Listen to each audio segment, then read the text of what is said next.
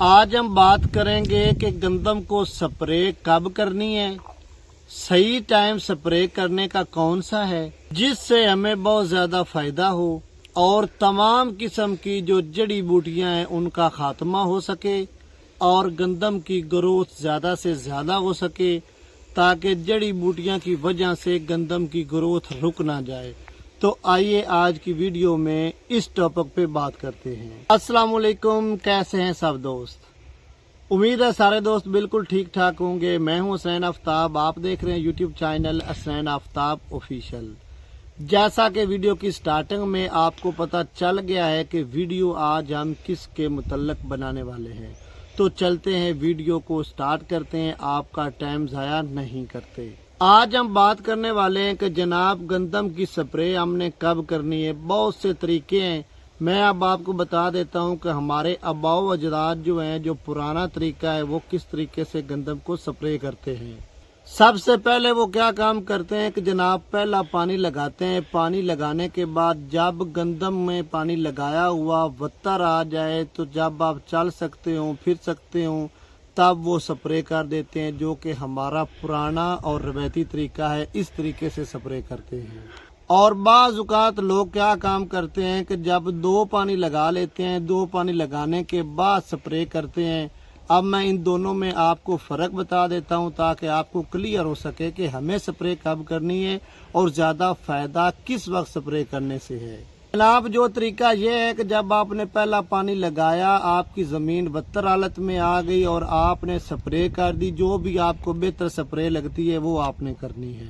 और जनाब अगर आप पहला पानी लगाने के बाद स्प्रे करते हैं तो उसका फ़ायदा आपको बहुत ज़्यादा होता है। मैं थोड़ा सा आपको एक्सप्लेन कर देता हूँ। जैसा कि आपको पता है कि हमारे इलाके में 3 से 4 किस्म की बूटियाँ जो होती हैं वो बहुत ज़्यादा होती हैं, जैसा कि लेली, जैसा कि आपको पता है कि जवी, और साथ में कंडियारी भी बहुत ज़्यादा होती है। और इसके अलावा पालक होगी, ETC वगैरह वगैरह कोई और भी बूटियाँ हो जाती हैं, लेकिन वो कम होती हैं।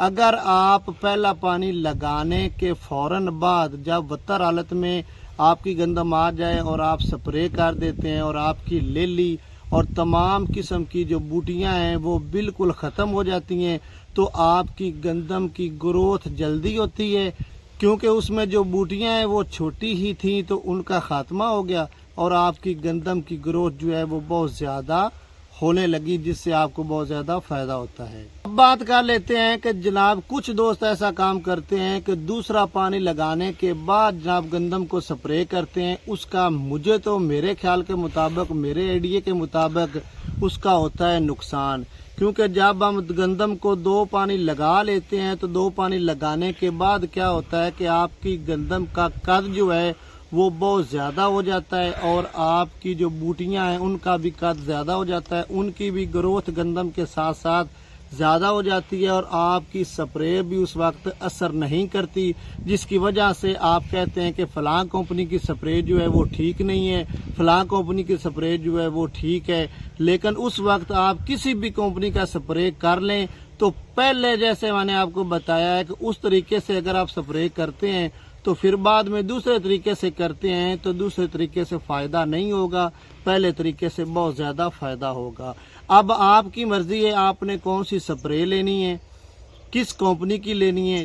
सबसे पहले तो ये है कि मैंने आपको बताया कि सुपर वाल्टन, पिछली वीडियो में मैंने आपको बताया था, उसका जनाब आप स्प्रे करें। उसको मैंने आजमाया हुआ है, उसका रिज़ल्ट बहुत अच्छा है। उसको आप स्प्रे करें और अपनी गंदम की ग्रोथ बढ़ा सकें, ताकि जब आपकी गंदम की ग्रोथ जल्दी होगी तो आपकी गंदम की एवरेज भी ज़्यादा निकल कर आएगी।